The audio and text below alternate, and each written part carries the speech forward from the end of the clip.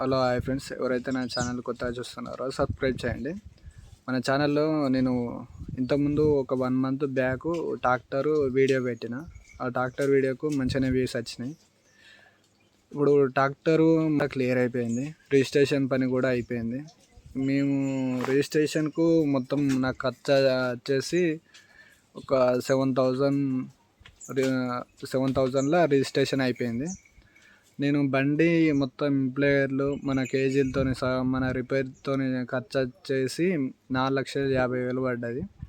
ఈ బండి ప్రైస్ 4,50,000 మనకు బండి మొత్తం ఇంప్లాయర్లు నేను తీసుకున్న ఇది రిపేరు ఏదన్నా ఉన్నా కానీ మొత్తం ఖర్చుతో 4,50,000తోని మొత్తం అన్నీ అయిపోయినాయి. మన రిజిస్ట్రేషన్ ఖర్చు వచ్చేసి 7,000తోనే అయిపోయింది. నాకు ఫస్ట్ బండి తీసుకున్నప్పుడు ఒక 2 months ఫైనాన్స్ వాళ్ళతో కొంచెం ఇబ్బంది పెట్టుకున్నాడు కస్టమరు. ఈ ఫైనాన్స్ ఉన్న బండ్లు తీసుకోవడం వల్ల కొంచెం ఇబ్బందులు అవుతాయి. కాకపోతే ఎక్కువ పెద్ద మొత్తంలో ఫైనాన్స్ ఉన్న బండ్లను తీసుకోకుండా నార్మల్గా కొంచెం తక్కువ ఉన్న ఫైనాన్స్ బండ్లు తీసుకున్నారనుకో మీరు బెటరు. ఎందుకంటే ఇప్పుడు ఫైనాన్స్ వాళ్ళు కట్టపోయిందనుకో ఈ బండి వాళ్ళు తీసుకునేందుకు ఎక్కువ వాళ్ళకే ఛాన్స్ ఉంటుంది ఫైనాన్స్ వాళ్ళకు. ఎందుకంటే ఇప్పుడు ఫస్ట్ మీరు బండి తీసుకునేటప్పుడు దాని మీద ఫైనాన్స్ ఉందా లేదా, ఉంటే ఎంత రేంజ్లో ఉన్నాయి, 1,00,000 2,00,000లో ఉంటే, లేకపోతే వాళ్ళకి మొత్తం అమౌంట్ మీరు ఇవ్వకుండా ఆ డబ్బులు అనేది మీరు ఆగబట్టుకోండి.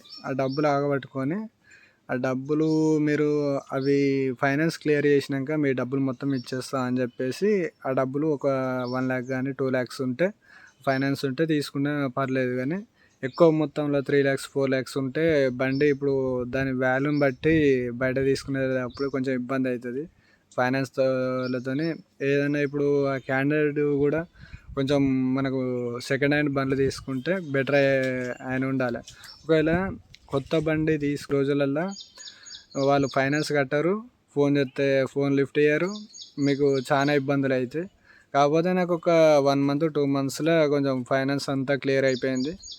ఫైనాన్స్ క్లియర్ అయినాక నాకు దాని మీద ఎలాంటి ఏం లేనట్టు ఎన్ఓసి ఫామ్ ఇచ్చేసిళ్ళు. ఒక 20 రోజులు పట్టింది దానికి. మొత్తం నాకు 4 నెలల్లో బండి ఫైనాన్స్ క్లియర్ అయిపోయింది. దాంతో నేను రిజిస్ట్రేషన్ కూడా చేయించుకున్నా. రిజిస్ట్రేషన్ ఖర్చు కూడా నాకు 7,000లో అయిపోయింది.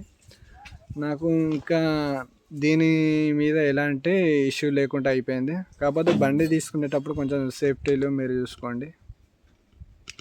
బండి తీసుకునేటప్పుడు అది అగ్రికల్చరా లేకపోతే కమర్షియల్ బండి అని చూసుకోవాలి. ఒకవేళ అగ్రికల్చర్ బండి తీసుకున్నదంటే మీరు దాని మీద రిజిస్ట్రేషన్ చేయించుకోవాలంటే 2 acres అన్న ఉండాలి మినిమం. మనకు 5 ఎకరాల వరకు ఉంటే ఇంకా తక్కువలో అయిపోతుంది. 4-5 వేలలో 5 ఎకరాలు ఉన్న వాళ్ళకు అయిపోతుంది. మనకు 2 ఎకరాలు ఉంటే 7,000 ఖర్చుతోనే అయిపోతుంది. ఇప్పుడు ఈ రోజులల్లో దేనికైనా రేట్లు బాగా పెరిగినాయి. మనం అగ్రికల్చర్ ల్యాండ్ కొంచెం 2 ఎకరాలు ఉన్నా కానీ ఈ ట్రాక్టర్ తీసుకునేందుకు ఎక్కువ. మనకు రిజిస్ట్రేషన్ కావాలంటే మినిమం 2 ఎకరాలు ఉండాలి అగ్రికల్చర్ ల్యాండ్. ట్రాక్టరు ఇది 2020 మోడలు. ఎందుకంటే ఇప్పుడున్న సిచ్యువేషన్లో మనకు 3-4 years మోడలు ఇది 2020 2019 18 వరకు తీసుకున్నా పర్లేదు. కానీ మరీ ఓల్డ్ అయిందనుకో మీకు ఇబ్బంది అవుతుంది. ఎందుకంటే బండి మీరు తీసుకునేది 2-3 లక్షలకు తక్కువ రావు. ఈ 3 లక్షలలో పెట్టేటప్పుడు మీరు మళ్ళీ ఇప్పుడు 5-6 ఏళ్ళు వాడుకున్నా కానీ మళ్ళీ మీరు రిటర్న్ ఇచ్చేటప్పుడు 2 లక్షలు అమ్మినా పోతాయి ఈ బండ్లు. ఇప్పుడు నేను 2020 మోడల్ తీసుకున్నా. ఈ బండి నేను ఒక 5-6 ఏళ్ళు 10 ఏళ్ళు వాడుకున్నా కానీ మనకు 2030 వచ్చింది అనుకో. సపోజ్ ఇప్పుడు 2024 ఉన్నది, 2030 కానీ 32 కానీ నాది అప్పటి వరకు నేను 7 years 8 years ఉన్నా కానీ ఈ బండికి 2 లక్షలు లేదంటే 1,50,000 వరకైనా పోతుంది. మన ఇప్పుడు కొన్న దాంట్లో సగమైనా పోతుంది. ఇప్పుడు 3,20,000 దాకా బండి ప్రైస్ తీసుకున్నా కానీ అప్పటి వరకు మనకు 5 ఏళ్ళకైనా 10 ఏళ్ళకైనా 2 లక్షల లోపు మంచిగా పోతుంది. 1,50,000 నుంచి 2 లక్షల లోపు మంచిగా పోతుంది. 8 సంవత్సరాలు అయినా కూడా.